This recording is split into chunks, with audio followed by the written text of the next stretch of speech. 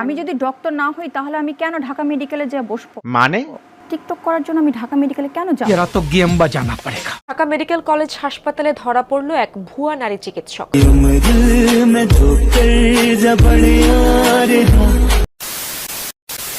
সব ডাক্তার কি ঢাকা মেডিকেলে টিকটক করার জন্য চাই? সেই জন্য বাংলাদেশের ভালো ডক্টর পাওয়া যাচ্ছে না, পাওয়া যাচ্ছে শুধু টিকটকার স্পেশালিস্ট ডাক্তার।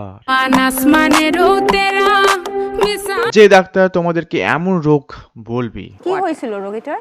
তার হচ্ছে ব্রেন স্টোমার হয়েছে। এটা আবার কেমন রোগ? আমি তো আগে শুনিনি। ব্রেন স্ট্রোক শুনেছি, এই বলছে ব্রেন স্টোমার। স্টোমার জিনিসটা কি জানতে হবে। চাসালা, এটা তো পেটের জিনিস, এই আবার এটা ব্রেনে কেমন করে নিয়ে গেল? মানতে হবে এটাই হচ্ছে টিকটক স্পেশালিস্ট ডাক্তার। এই ডাক্তারগুলো বাংলাদেশের নামটাকে শেষ করে দিবে আর গিনিস ওয়ার্ল্ড রেকর্ডের নামটা যোগ করাবে। চলো দেখি বাংলাদেশের ডাক্তারগুলো, মানে বাংলাদেশের টিকটক স্পেশালিস্ট ডাক্তারগুলো কেমন করে ইংলিশ রিডিং পড়ে।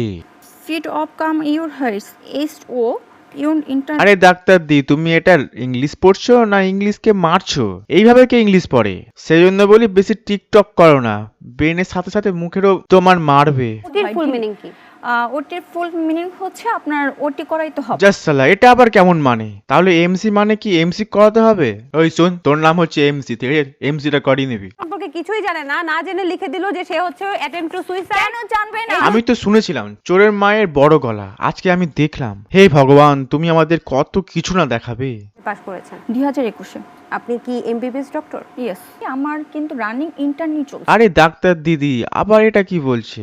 দিদি তোমার মাথায় না কি আছে?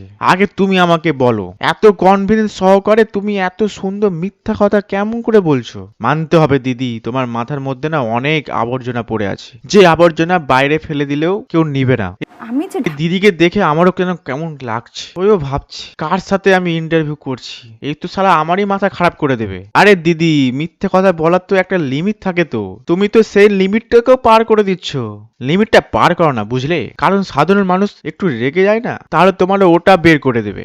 দিদি আবার গিয়েছিল জেলে, জেলে গিয়ে চুলকানি প্রেসক্রিপশন লিখে এসেছে। এবার হচ্ছে এখানে চুলকানির প্রবলেম, আমি তাদেরকে ফিক্সেশন বলছি দিদি, নেশাটা একটু বেশি হয়ে গেছিল নাকি ওখানে? প্রেসক্রিপশনের জায়গায় প্রেসফিকশন লিখে এসেছো।